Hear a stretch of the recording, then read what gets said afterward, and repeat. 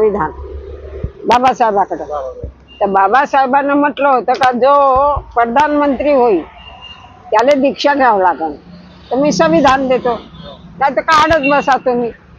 अटकले मग हे लोक. स्वतंत्र करायचं आहे बा, स्वतंत्र असं नाही होत ना, आपण कोण आलंय संविधान लिहिता येत नाही.